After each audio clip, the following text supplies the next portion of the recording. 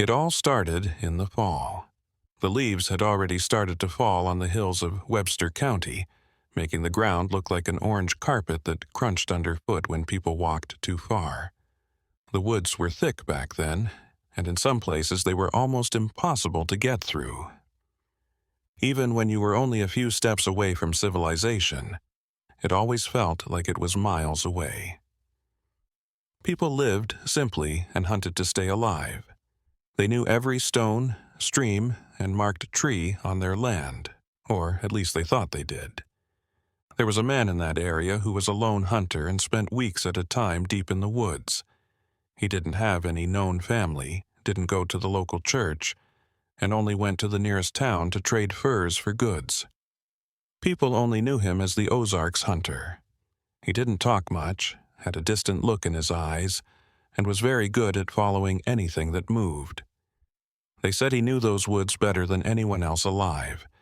He could follow a deer's trail for days, cross rivers without getting lost, and find shelter in the most dangerous places. But that fall of 1907, he found something that even he, with all his experience, couldn't explain. It all started on a regular trip.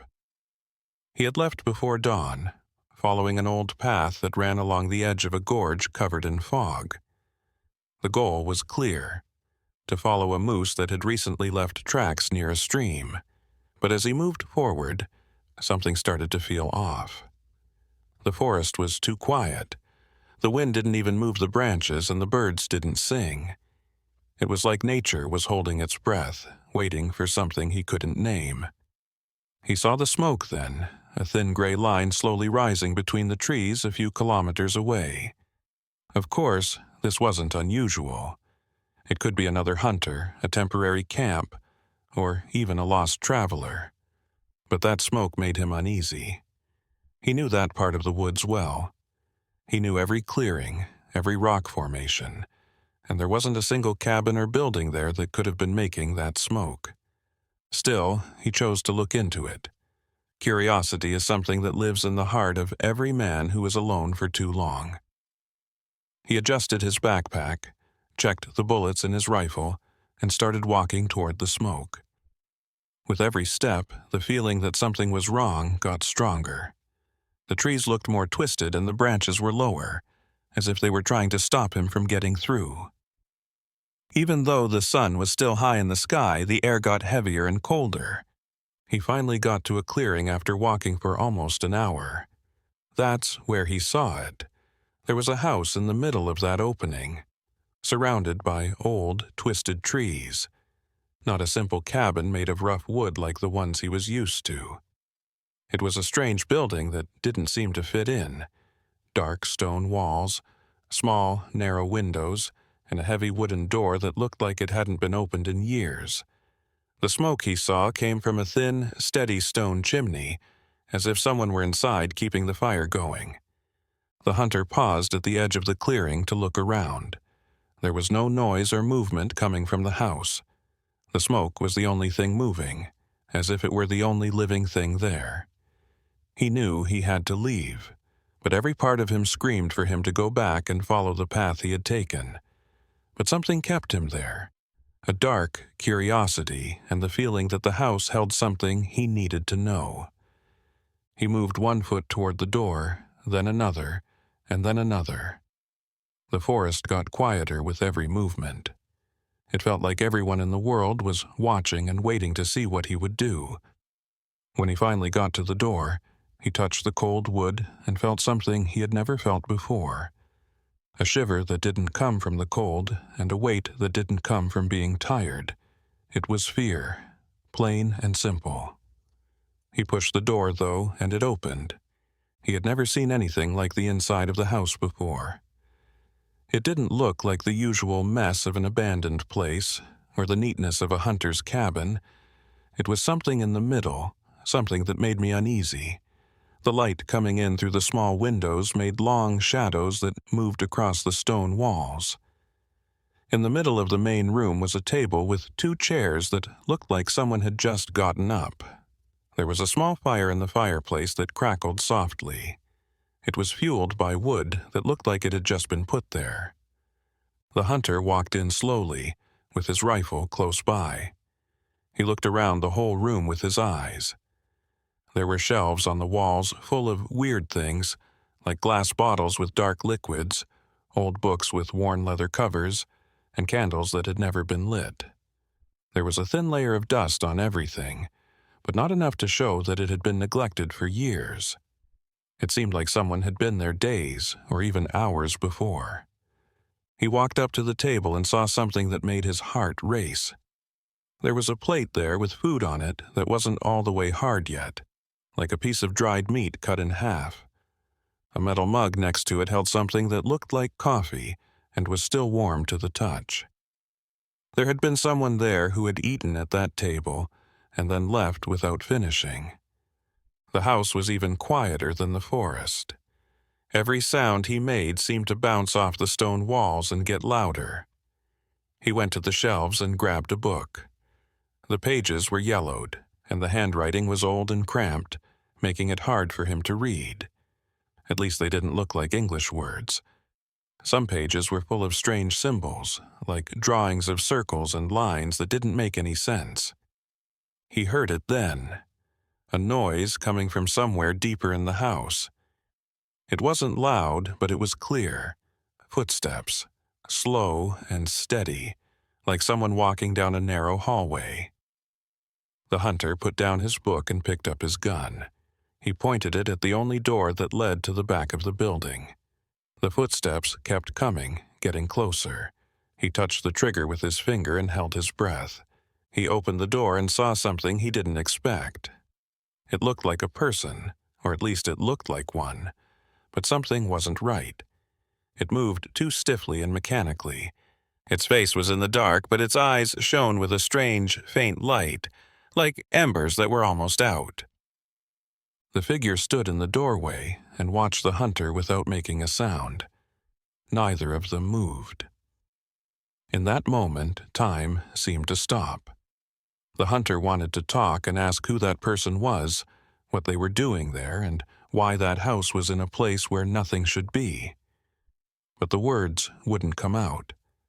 The heavy air in that place seemed to have taken away his voice. The figure tilted its head a little, as if it was looking at the hunter and trying to figure out what he was doing there. After that, it slowly raised a hand and pointed to the door. The gesture was clear. Leave, go away, and don't come back. The hunter didn't need to hear it again. He slowly backed away, keeping his rifle pointed at the strange figure and his eyes on it. He stopped at the door, turned quickly, and ran out of the clearing without looking back. Branches of trees hit his face, and roots tried to hold him back, but he didn't stop. He ran like something was after him, like the forest itself had come to life and told him not to go into that house.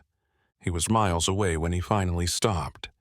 He was out of breath and his heart was racing so fast that it felt like it was going to explode. He leaned against a tree to catch his breath and think about what he had just seen. But the more he thought about it, the less it made sense. There shouldn't be a house there. That number shouldn't be there. But both were there, just as real as the trees around him. He made up his mind to go back to the city. He had to tell someone, because he needed to know he wasn't going crazy. But when he got there days later, no one believed him. They said he had been alone in the woods for too long and that loneliness was messing with his mind. Some people laughed, while others just shook their heads in pity. He knew what he had seen, though, and he knew that house was still there, waiting. And the worst part was that even though he was scared and all the logic told him to forget, he still wanted to go back. He wanted to know. He wanted to know what was behind those stone walls, and that was the most scary thing of all. It had been weeks since that day in the woods, but the hunter couldn't stop thinking about the house. He saw those dark stone walls, that figure standing in the doorway, and those eyes that glowed like dying embers every night when he closed his eyes. He tried to tell himself that it was just a trick of his tired mind after being alone in the woods for days. But deep down he knew the truth.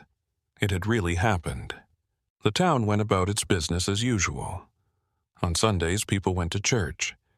Shopkeepers opened their stores at dawn, and carts drove through the dirt streets kicking up dust. People stopped talking about the hunter's story.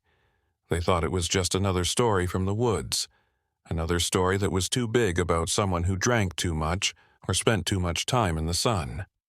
But the hunter knew he needed answers, and there was only one person in town who could give them to him.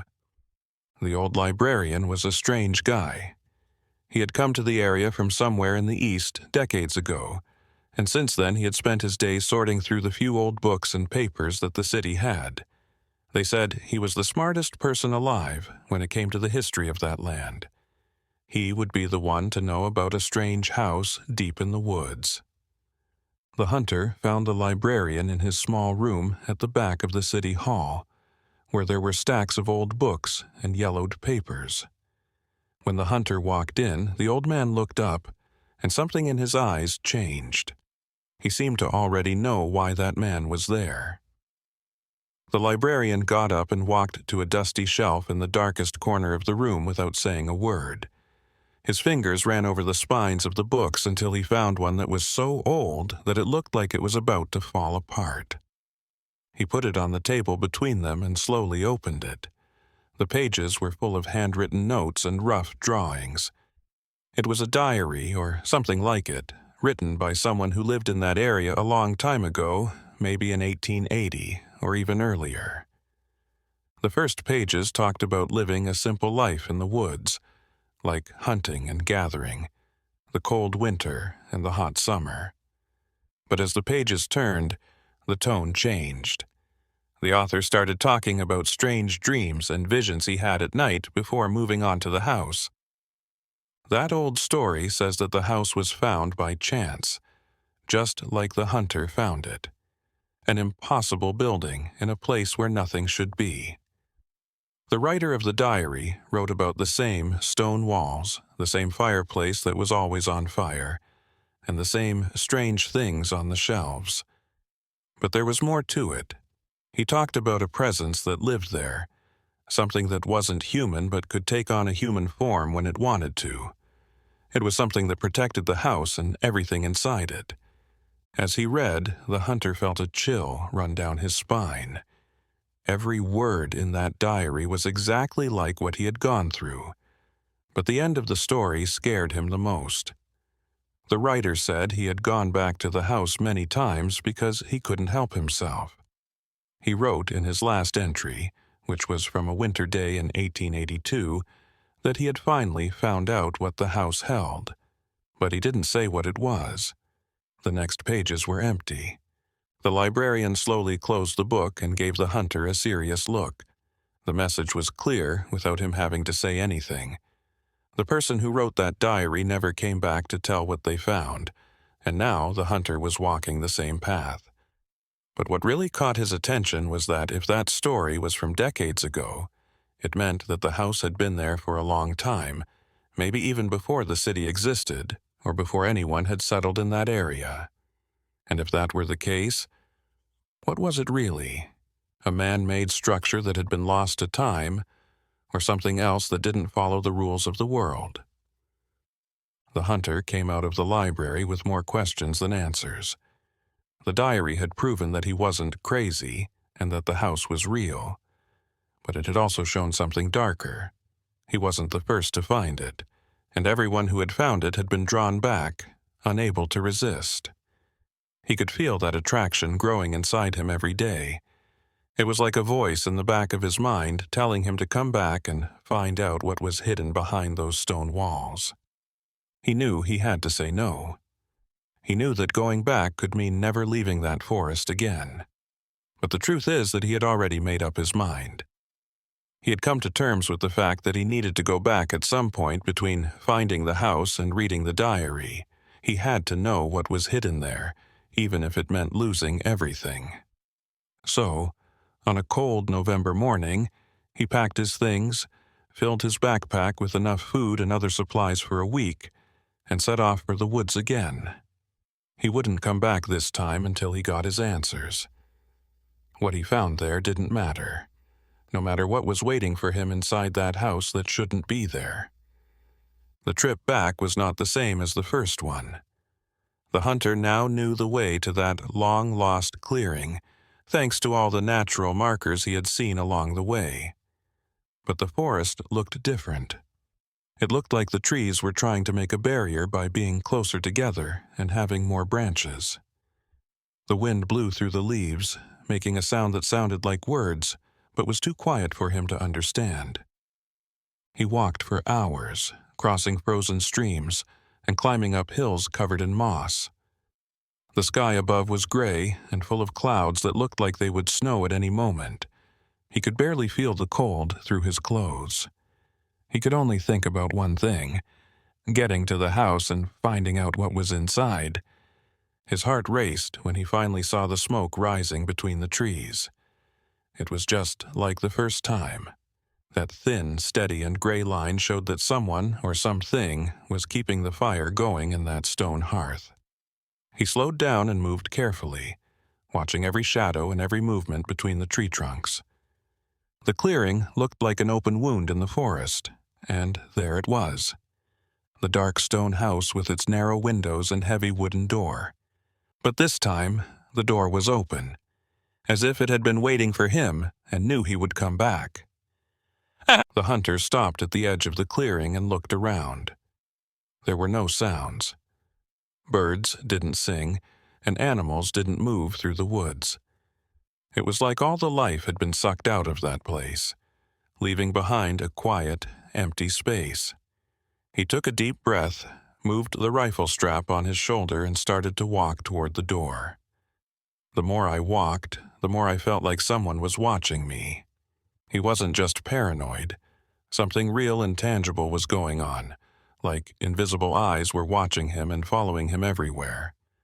When he got to the door, he stopped for a moment, his hand hovering over the cold wood.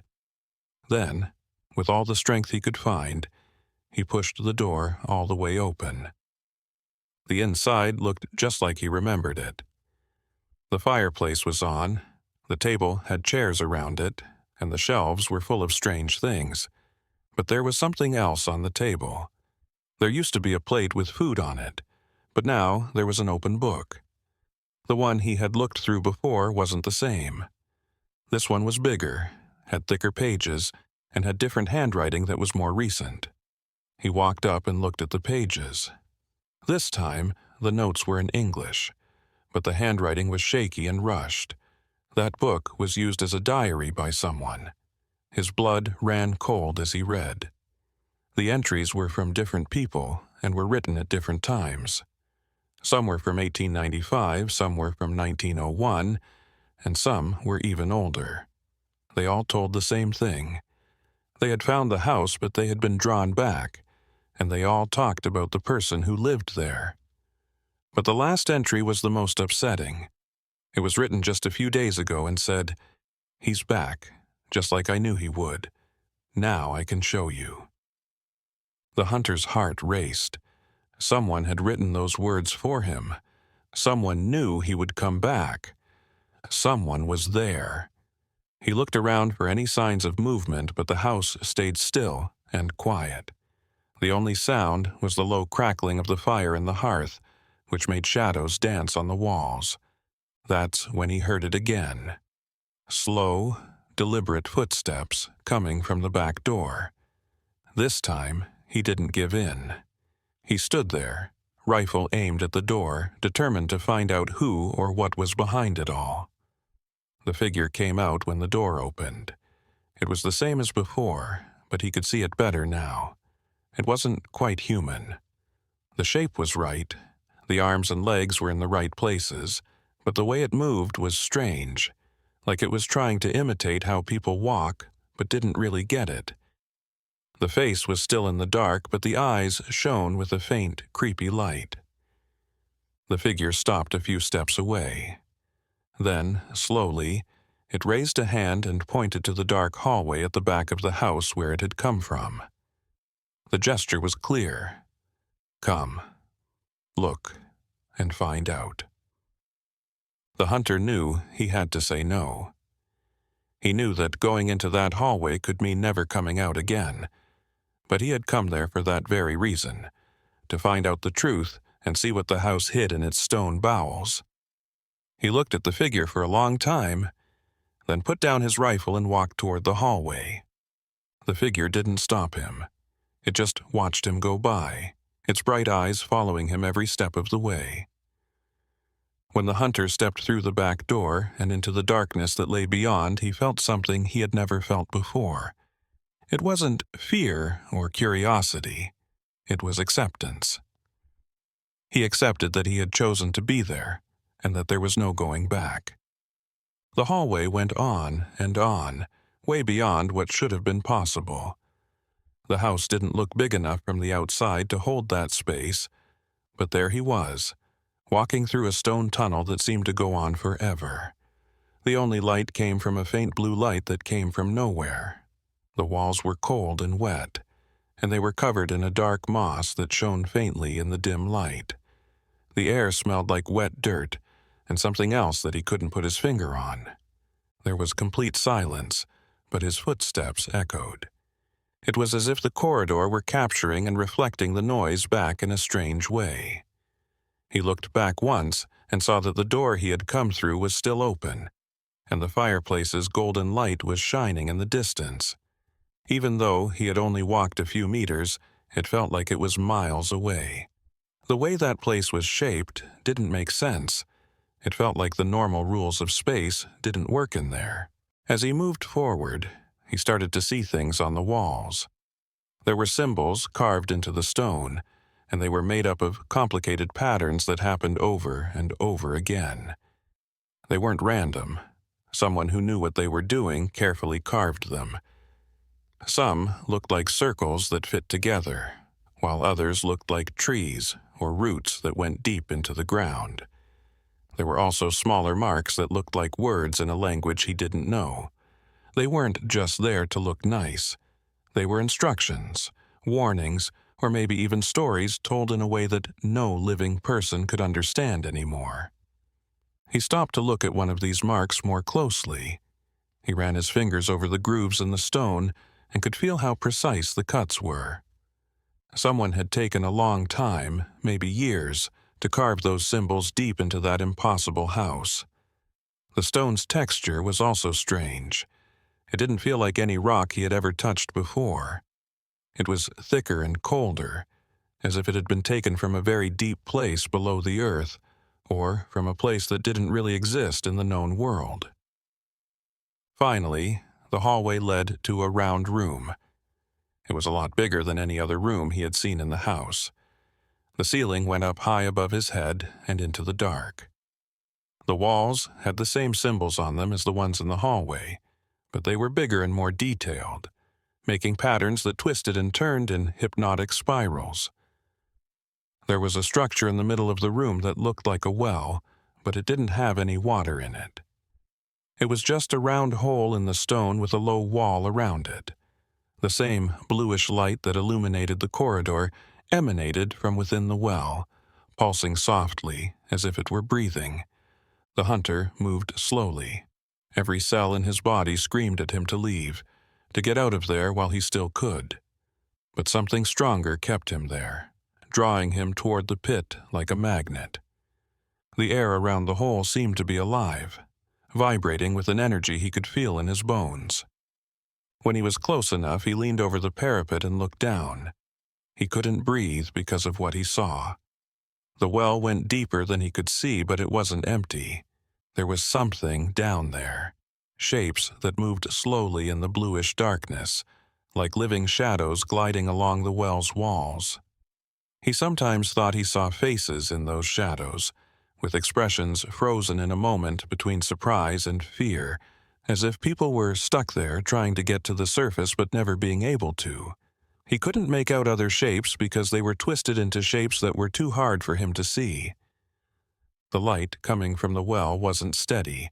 It pulsed in a slow, steady rhythm, like a huge heart beating deep in the earth. And with each pulse, the shadows below moved more, moving in time with the rhythm. It was both scary and hypnotic at the same time. The hunter suddenly felt dizzy, as if the ground under his feet were tilting and trying to make him fall into the abyss. He stepped back from the wall, breathing heavily, and tried to get his balance back. At that point, he knew he wasn't alone in the room anymore. The figure had come in quietly, along with other shapes that were less clear and more ghostly, like they were made of mist and shadows. They stayed at the edges of the room and watched, but they didn't come closer. Their presence was heavy, and the old-fashioned feel of the place made the hunter feel small and unimportant. The main figure walked toward the well, and the stone didn't make a sound. When it got to the parapet, it put a hand over the hole, and something amazing happened. The shadows below started to move faster, climbing the walls of the well as if they were trying to grab that hand, but they always stopped a few meters from the surface, as if there were an invisible wall that kept them from coming all the way up. The hunter was both interested and scared as he watched. He was starting to get it now. That house in the woods wasn't just an old house, it was a prison, a place where something that shouldn't exist in the real world was kept. The shadows in the well weren't the souls of dead people. They were something else. Something that had been there before people. Something that someone or something had sealed there with knowledge and power that no one could understand. The shapes that looked like they were made of air started to move, sliding along the walls in circles. They weren't threatening, but the way they moved made me feel uneasy, like they were doing some kind of ritual or keeping a constant watch. The hunter knew that they had probably been there for a long time, maybe even hundreds of years, silently watching over the well and everything inside it. He looked at the symbols on the walls again and started to see a pattern. They told a story about when that place was built, when the lines between worlds were thinner, and when things from other places tried to cross over into this one. Someone or something had made that impossible house, that point of containment that kept the two worlds apart. The people who found the house over the years weren't just random victims. They were people who, for some reason, had been drawn there.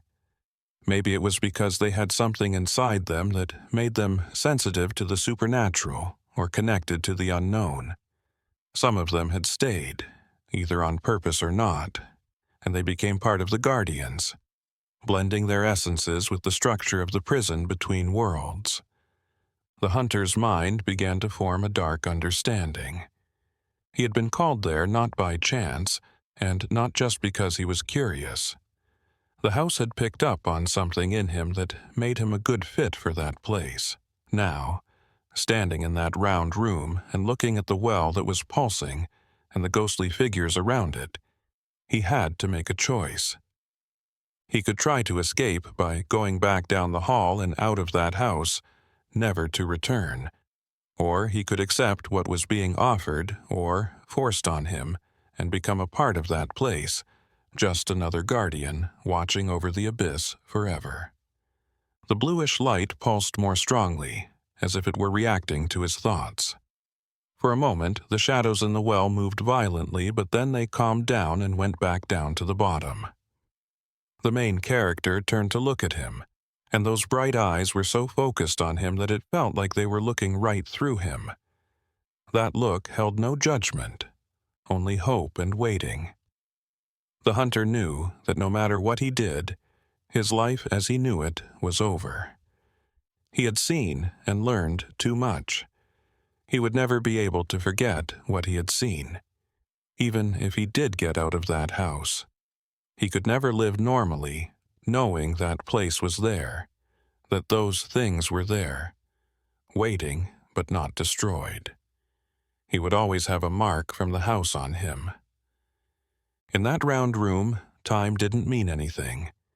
The hunter didn't know if he had been there for minutes or hours. The bluish light from the well kept pulsing at the same steady rhythm, but it seemed to be getting stronger, as if it was reacting to him in some way. He stepped back from the wall and started to walk around the room, looking closely at the symbols on the walls and trying to figure out what they meant in those old patterns, The more he looked, the more he saw. The symbols weren't just for decoration or language. They were maps that showed something much bigger than the small house in the woods. He saw lines that crossed each other and points marked at regular intervals, as if they were showing a network of similar places spread out over a large area of land. Some points were linked by straight lines, while others were linked by complicated spirals. There was a bigger, more complicated symbol in the middle of it all, where the house was probably located. It looked like a knot or a vortex. It took him a while to understand, like putting together pieces of a puzzle in his head.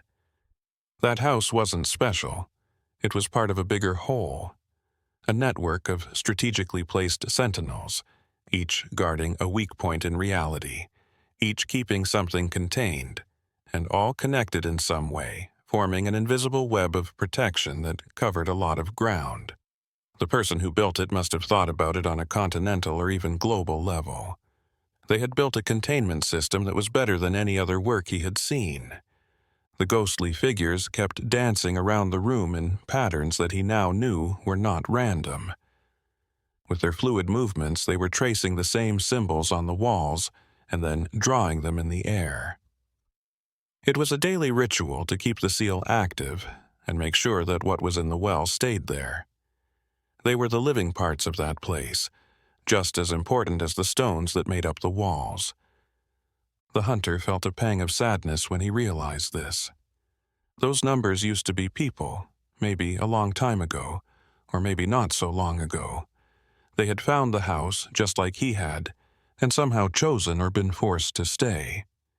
Over time, their differences had faded away, and they had become part of the bigger purpose of that place. They were now just guardians, with memories of people lost in mist and shadow, stuck in an endless cycle of watching. He walked up to one of the smaller figures and looked at it closely. For a moment, he thought he saw a woman's face with sad eyes that seemed to look through him to some faraway place. But the picture faded away almost right away, turning back into the mist's shapeless shape. She didn't know who he was. She didn't know anything anymore. She probably only existed to do the job that was given to her. The main character, the one who had led him there, stayed close to the well. She kept her shape more clearly and steadily than the others. She seemed different, as if she had kept more of her original self and was more aware of who she was and what she did. Maybe she was the first, or one of the first, to take on the job of guardian. Maybe she had more power and responsibility, so she needed to keep things together better. The hunter looked at the well. The shadows below had calmed down again, but he could still feel them, like a weight in the air. They knew he was there and were probably waiting, planning, and looking for any weakness in the containment that they could use. They weren't bad in the way that people are. They were just aliens, so different from any known life form that they couldn't exist in normal reality. He started to see why the house had to be there and why the guardians were needed. There would be no way to stop them if they got away and came fully into this world. Not because they were strong in a physical way, but because they were impossible. Their presence would change the world around them, breaking down the natural laws that keep everything together. It would be like putting a virus into a system, which would ruin everything it came into contact with. The hunter sat on the cold floor with his back against the wall. He had to think. He needed to think about everything he had seen and learned. The main character had given him a choice, or at least made it seem like he had one. He could go, take what he had learned, and try to deal with it. But could he really? Could he just go back to his life in the woods, hunt, survive, and act like nothing had changed? He thought about the city, the people he only knew a little bit, the librarian who had shown him the old diary, the empty conversations at the market, and how lonely he had always felt even when he was with other people. He had gone to the woods to get away from all of that and look for something else, something that made sense. And now he had it. But it was a lot more than he had expected. He sat there for hours, watching the ghostly figures dance forever, listening to the bluish light's constant pulse and feeling the weight of the choice he had to make. The house was calm. The guardians were calm. They had all the time in the world. Decades, centuries, and even thousands of years didn't matter to them. But for him, a person with a short life, every minute spent not making a decision was valuable. He remembered the diary he had read, especially the last blank page. The author had learned something here and never came back to tell it. But maybe it wasn't because he had been eaten or broken. Maybe it was because he had decided to stay. He had seen what needed to be done and had agreed to play the part that was given to him in the bigger picture. He had chosen to be a guardian, giving up his own life for something bigger than himself. Was this also the hunter's fate? To become just another ghostly figure dancing around the well, losing his sense of self until he was nothing but a function or a purpose. He should have been scared of the idea, but for some reason he wasn't. It was almost tempting, a way to get away from being alone and always looking for meaning. The meaning was clear, and the goal was clear. There were no doubts or questions, only the constant watch over something that needed to be kept under control. But there was another part of him that fought back. The part that valued his conscience, his ability to choose, and his flawed but valuable humanity. He would lose all of that if he took on that role. He would turn into something else, something that used to be human but wasn't anymore. And maybe it was worth it to stay human, to bring what you learned about that place back to the world and try to understand it from a human point of view. The main character moved again, this time closer to him. It stopped a few steps away, and those bright eyes stared at him with great intensity. That look didn't show any impatience, but it did show hope. There was an unspoken question between them. The hunter slowly stood up, brushed the dust off his clothes, and stared at the figure for a long time. Neither of them did anything. It was like they were weighing each other, judging their intentions and determination. The hunter then took a step toward the door, which led to the hallway that would take him back to the main room of the house. The figure didn't stop him. It just watched as he walked away from the round room and its secrets. But he knew he wasn't really going away, not completely. He would always have a part of him stuck there, in that place, in that knowledge. The house had changed him in ways he didn't yet fully understand. And maybe, in the end, he would come back. Maybe the pull was too strong to resist for a long time.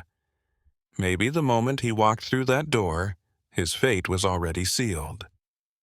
As he walked back down the hallway, the symbols on the walls seemed to glow more intensely, as if etching themselves into his memory, ensuring he would never forget them. The blue light pulsed in time with his heartbeat, making a physical link between him and that place.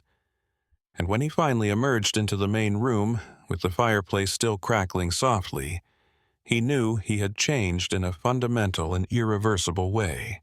The front door was open, inviting him to step out. The forest outside seemed to be waiting, silent and patient. But the hunter hesitated on the threshold, glancing back one last time. The figure had followed him and stood in the doorway, watching.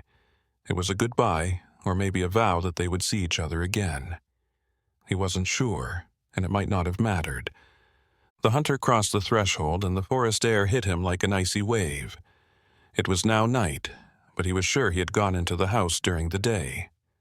The full moon made silver shadows across the clearing, and the stars shone brightly above the trees.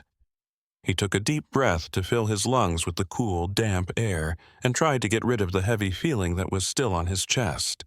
The house was still there when he looked back, as solid and impenetrable as ever. The chimney still let out a thin, steady stream of smoke.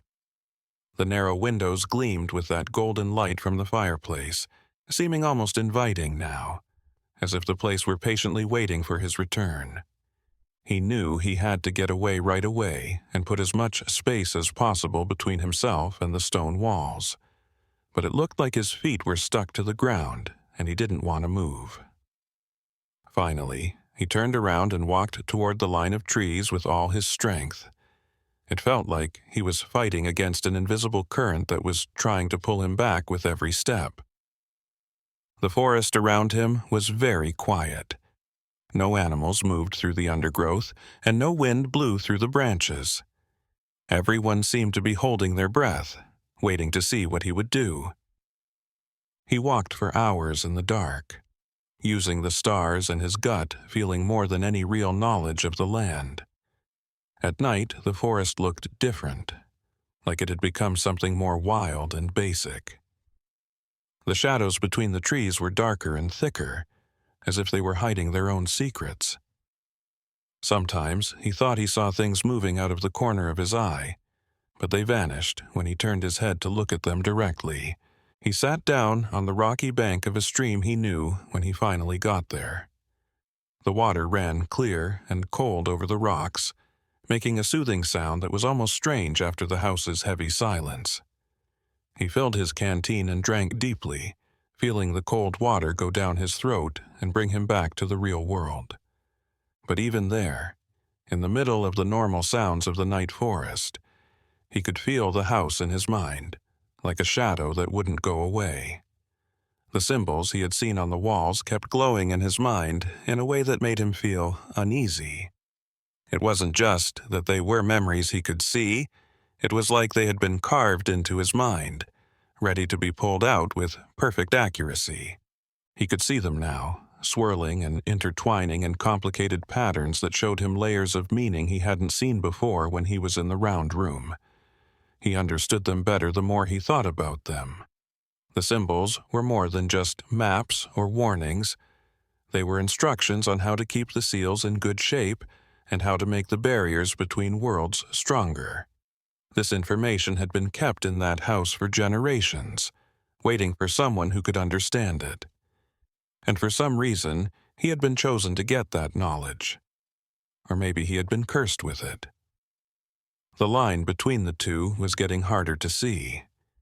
He kept going at dawn, when the first rays of light came through the trees. The light made the forest seem less scary and more familiar, which was nice, but it also showed him something that made him stop right away. Markings on the trees around him, symbols carved into the bark that were small enough to go unnoticed by people who weren't paying attention, but clear to someone who had just spent hours looking at similar patterns. He walked up to one of the trees with carvings on it and ran his fingers over them.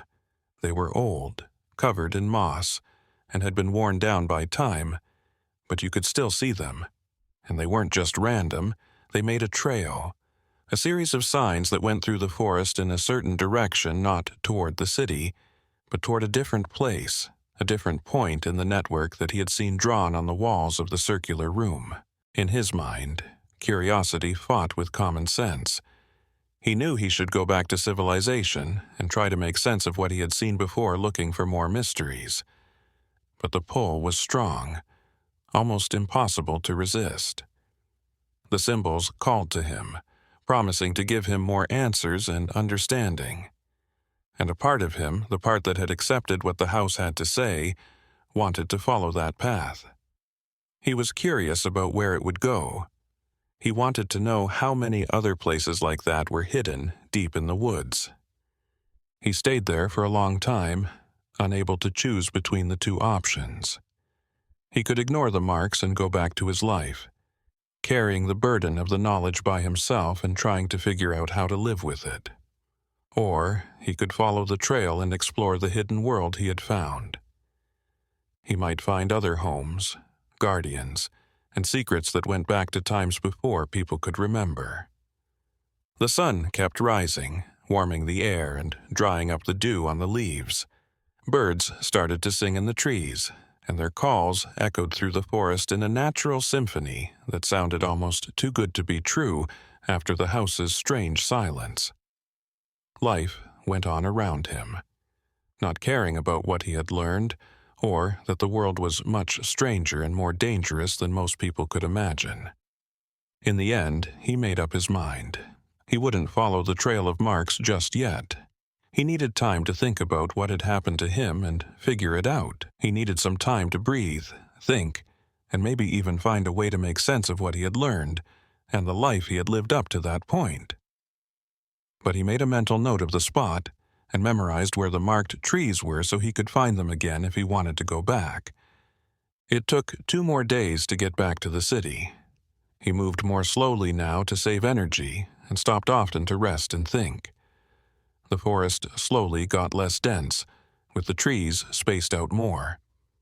Signs of civilization started to show up. Hunting trails he recognized, an old cabin that had been abandoned and used as shelter on previous trips, and axe marks on tree trunks showing where he had been before. He felt a strange mix of relief and dislocation when he finally saw the first buildings in the city on the horizon. This was the closest thing he had to a home, but now it seemed small, unimportant, and unaware of the bigger truths that lay beyond its borders. The people there went about their daily lives, not knowing that just a few days' walk away were things that would make them question everything they thought they knew about reality. He came into the city at dusk, and a few people who knew him looked at him with interest. He looked thinner, more tired, and wild because he had been living in the woods for weeks. But now there was something else in his eyes, a depth that hadn't been there before. People who looked closely enough could see that he had changed in a fundamental way. He had seen things that had changed him in ways that could never be undone. He went straight to his small cabin on the edge of town, locked the door behind him, and finally let himself fall apart. The tiredness he had been able to keep at bay all the way back finally hit him hard. He lay down on the bed without taking off his boots and fell into a deep, dreamless sleep. But even in the dark of sleep, the symbols kept glowing in his mind, pulsing with that bluish light, reminding him that he would never really be free of that place again. The next few weeks were the hardest of his life. The hunter tried to get back to his normal routine of waking up before dawn, setting up his traps, and searching familiar trails for game. But now, everything felt different. The forest he had known so well, where he had lived and found peace, now held meanings he couldn't ignore. He thought that every tree, stone, and stream was part of something bigger, linked to the unseen web of places and purposes that the house's symbols had shown him. The nights were worse. The symbols came back when it got dark, and he lay down on his small bed. They weren't really dreams, though, because he knew he was awake. They were more like visions, pictures that changed reality by putting themselves on top of it. For example, the walls of his cabin became surfaces covered in those old, complicated patterns. He watched the circles twist and turn, and the lines stretch in all directions, linking up points that were too far away to see on the ground. And sometimes, in the middle of the night, he would hear it. Not with his ears, but with something deeper that his time in the house had awakened. It was like a call from far away, a vibration that went through the air and the ground and came from deep in the woods. The house was telling him to come back. The guardians were there. And as each night went by, the call got stronger, more urgent, and harder to ignore. He tried to talk to the librarian again, maybe to get some advice or just to find someone who could understand what he was going through. But the old man just shook his head slowly and looked at him with tired, sad eyes. There was nothing anyone could say or do that would help. The hunter had gone too far and seen things that could never be unseen. He had to figure out how to deal with it on his own. The city went about its business as usual around him. On Sundays, people went to church, merchants sold their goods, and carts carried goods through the dusty streets. There were weddings and funerals, parties and sadness, everything that happens in a normal life. But to the hunter, it all seemed to happen behind a veil, far away and almost not real. He was there, but he wasn't. He couldn't stop thinking about that place deep in the woods, in that round room with the well that pulsed and the ghostly figures that danced forever. He started to stay away from people. He would turn away when he saw someone he knew coming down the street, He would quickly buy what he needed, not talk to anyone, and then go back to his cabin to be alone. It wasn't because they were angry or hated them. He just couldn't relate to the everyday problems that those people were dealing with anymore. How could he care about the price of wheat or local politics when he knew there were much more important and scary things going on in the world? He finally accepted the truth one of those lonely nights when he watched the shadows dance on the walls of his cabin by the light of a flickering candle. He couldn't keep going like this. He couldn't stay in that state of limbo, where he wasn't fully in the normal world or fully in the other world he had found. He had to make a clear choice, and deep down, he already knew what that choice would be. Maybe he had always known, ever since he first walked into that house. He started getting ready when the moon was getting bigger. This time, he wouldn't bring a week's worth of food. He wouldn't take anything that wasn't necessary because he knew he wouldn't come back, at least not as the same man. He cleaned up his cabin and put his few things in order so that anyone who came in after him would find everything in order. There was no one to leave messages for, and no one who would worry about where he was or miss him. He had always lived alone and would die alone. The trip back through the woods was different from the ones before. Now there was no doubt, no inner conflict. He followed the trails with new determination, and his steps were steady and strong. The forest seemed to know he was determined and made room for him, leading him along the easier paths. Birds sang in the trees above, and small animals watched him go by without fear, as if they knew he was no longer one of them. He got to the clearing at dusk on the second day. The house was still there, just like he had left it, but it seemed less scary and more welcoming. The chimney let out smoke in its usual spiral, and the windows let in golden light. The door was open again, as if to say, "Come in." He walked across the clearing without fear or hesitation and went inside. He remembered the inside exactly how it was. The fireplace crackled softly, the table was set with that dish of food that was never finished, and the books and jars were on their dusty shelves.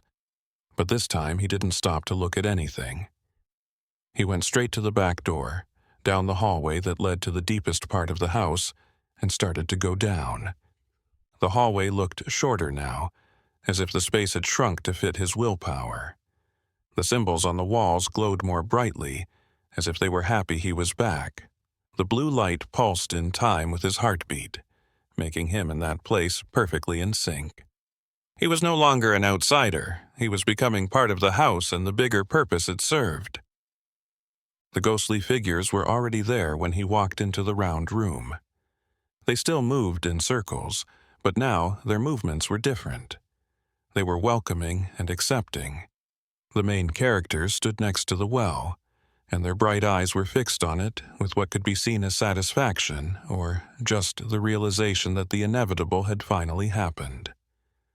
The hunter walked to the edge of the well and looked down. The shadows below moved faster and climbed the walls like they had before when he showed up. But this time he wasn't scared. He only felt understanding. Someone had to do the job of keeping those things in check. For generations, guardians had kept that watch, giving up their own lives to protect a world that didn't even know it needed protection. Now it was his turn. He had been called, he had answered, and now he would take on the role that was his. Not because he had to, not because he had no choice, but because at some deep level that he barely understood, this was what he had always wanted. A purpose that went beyond the small, lonely life he had lived, something bigger than himself, something that mattered in a fundamental and absolute way. He put his hands over the well, like the main figure had done, and he felt it. He could feel the connection growing, and he could feel his essence starting to mix with the structure of the house and the larger network of places like that around the world. He felt like he was losing his sense of self at the edges and becoming part of the Guardian's shared goal. And for some reason, he didn't fight it. He let it happen and accepted the change with a calmness that came from finally finding his place in the world. The change didn't happen all at once or hurt.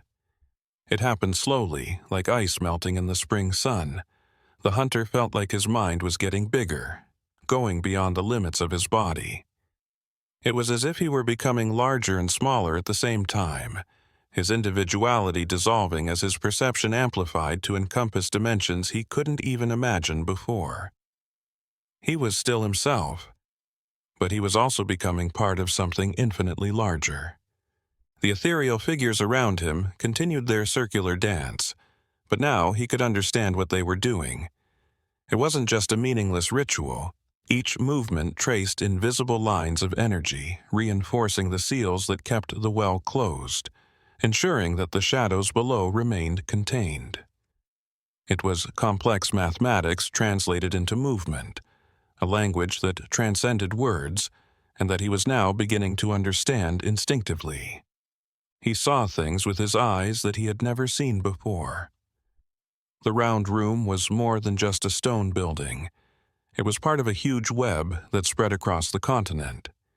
He could sense the other points of this network, other houses, other rooms like that one, each with its own guardians keeping watch over its own wells. Some were in the cold mountains to the north, others were in the thick swamps to the south, and still others were hidden in dry deserts to the west. Each place was different, but they all had the same goal, and he could feel the guardians of those other places, not as separate people, but as presences, minds that echoed through the network. Some had been watching for hundreds of years, and had become so much a part of their places that they could barely remember being human. Some were newer and still had pieces of their old personalities, and they still sometimes had trouble letting go of their identities. All of them are connected and serve the same basic purpose. He started to lose track of time. Minutes, hours, and days all blended together into a single flow of life. He didn't feel hungry or thirsty. He didn't feel hot or cold. His body was still there, still breathing and moving, but it was no longer the most important thing. What mattered was the vigil, the constant care of the seals and the constant watching of the shadows in the well to make sure they didn't find any weaknesses in the containment. But even as he changed and his humanity slowly faded away, he still remembered things. He remembered the first time he saw the house and how scared and interested he was. He remembered how lonely it was to spend nights in his cabin, looking at the stars and wondering if there was more to life than just getting by. He thought of the librarian and how sad and understanding he looked, as if he had known from the start where that path would lead. And strangely, he didn't feel bad about it. His new life brought him a peace he had never known before, and a sense of purpose that put an end to all the doubts and questions that had been bothering him for so long. He now knew exactly why he was alive. He was sure of what he had to do. And there was a strange beauty in that. It was simple in a way that went beyond all the confusing complexity of life on Earth. Now he understood the symbols on the walls of the room completely. They weren't just maps or instructions. They were a full history of everything that had happened in those places since they were built. He could read that history as if it were written in his own language, with every curve and line showing things that happened thousands of years ago. There was a time when the walls between worlds were naturally thinner. Things from other places used to cross over more often, which people at the time thought were natural or divine events. But some people knew the truth. They had come to the conclusion that those attacks were happening more often, were more dangerous, and were threatening the very fabric of reality as they knew it. So, the few people who understood worked together to build the containment network. They had found the spots where the barriers were weakest, and where intrusions were most likely to happen. They built these structures around them, houses that were much more than houses, prisons that were much more than prisons, and anchors that kept reality stable and made sure the worlds stayed separate as they should. And they had made the guardians, At first, they were volunteers, people who knew how important the job was and were willing to give up their lives to keep it going. But as time went on and people forgot things, it became harder to find volunteers. The network started to call on people who were sensitive enough to go to the places of containment and give them options that weren't really options. In the end, someone had to do the work, and if no one volunteered, necessity would find a way to make sure the jobs were done. The hunter now knew that he had been called to the house long before he found it. The loneliness he had always felt, the feeling of being out of place even when he was with other people, and the strange pull he felt toward the forest were all part of the process. The house knew that he had the right mix of curiosity, bravery, and solitude to play the part. It had started to call him in a quiet way, planting ideas in his mind and leading him without him knowing it, and he had answered the same way that everyone else had before him and everyone else would after him. In the end, though, no one who was called could really say no. The attraction was too basic and too deeply rooted in levels of consciousness that were below individual will. With his new ability to see things more clearly, he saw the shadows in the well for the first time. They weren't evil in the way that most people think of evil. They were just different from anything else in the world, so their presence alone was enough to cause problems. They were like math problems that couldn't be solved in a normal way, like colors that weren't in the visible spectrum, or sounds that couldn't be heard but still echoed through reality. If they were let go, they wouldn't physically destroy the world, but they would change the basic rules of how reality works. Time could move in many directions at once. Space could fold back on itself in ways that don't make sense, and cause and effect could become nonlinear. And life, as we know it, could not survive these changes. Not because it would die, but because it wouldn't make sense anymore with the new rules. That is why guardians were necessary. That is why it was important to stay alert. Not because they were cruel or scared, but because they had to. The world had to stay the same. It was important to follow the rules. And someone had to make sure that this happened, generation after generation, century after century, for as long as it took. The hunter felt his body start to become less solid. He could now see through his own hands and see the bluish light of the well shining through his skin, which was getting clearer. It scared me and set me free at the same time. He was losing his physical body, but he was gaining something else, an existence that went beyond the limits of the body and allowed him to see and connect with things that no physical being could. The main character came up to him, and for the first time he could see it clearly. There were signs of humanity beneath the otherworldly shape, a face that had once been real and eyes that had seen the world the same way he had. But now it has changed, become something that exists between states, not alive or dead, not human or spirit, depending on how you look at it. Just a guardian. The hunter then realized that he was following the same path and that he would eventually become like that figure. And maybe one day, someone else would come into that room and see him the same way he saw the main guardian. The cycle would go on forever, necessary and unavoidable. But there was still one last spark of his humanity that fought back. It was the last part of his mind that wanted to scream, that wanted to fight against the dissolution, that wanted to hold on to the individuality that was slipping through his fingers like sand. This part remembered the sunrise over the hills, the smell of pine trees after the rain, and the taste of fresh meat cooked over a campfire. These were small pleasures of a simple life that would soon mean nothing to him. But he knew that part was fighting a losing battle. The change had already gone too far. There was no way to go back. He couldn't get back what he was losing. He had made his choice, or someone else had made it for him. Now he had to deal with the consequences. Becoming a guardian, living forever, and being part of the vigil that kept the world safe, even if the world didn't know it needed to be protected. And then, just before he lost all sense of being human, he saw the most ironic thing of all. The guardians were needed not only to keep the shadows in the well, but also to remember why those places existed and why the vigil had to go on. If all the guardians left and all the houses were empty, the knowledge would be lost. And if people didn't know about the threat, there would be no one to fix the containment structures when they broke. The guardians were the living memory of an old threat, and he was becoming part of that memory now, joining the generations of others who had come before him.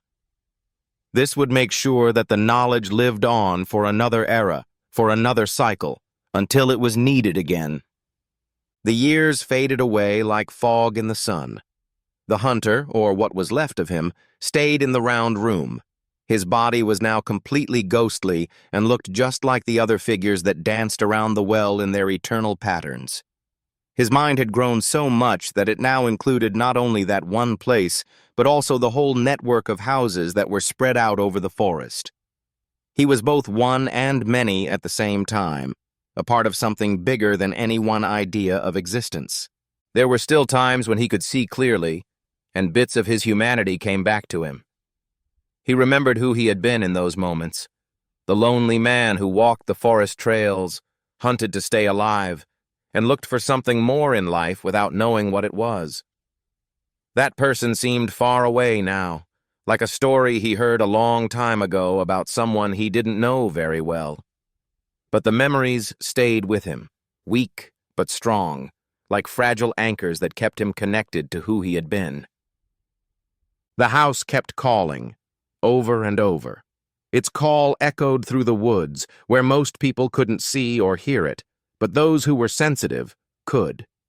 And every now and then, someone would answer. A traveler who had lost his way and was wandering through the clearing, an explorer who was curious and following the smoke rising among the trees, and lonely displaced people looking for something they couldn't name. Some people came in and out quickly because they were too scared to stay. Some people stayed longer, asking questions, exploring, and trying to understand. And a very small number of them made the same choice as the hunter. They answered the call. They joined the watch. They joined the Guardian's eternal dance, and their differences slowly faded away as they worked together to keep the seals safe. The world outside kept changing. The seasons went by in endless loops. The forest got bigger and smaller. Before, there was only wilderness on the horizon.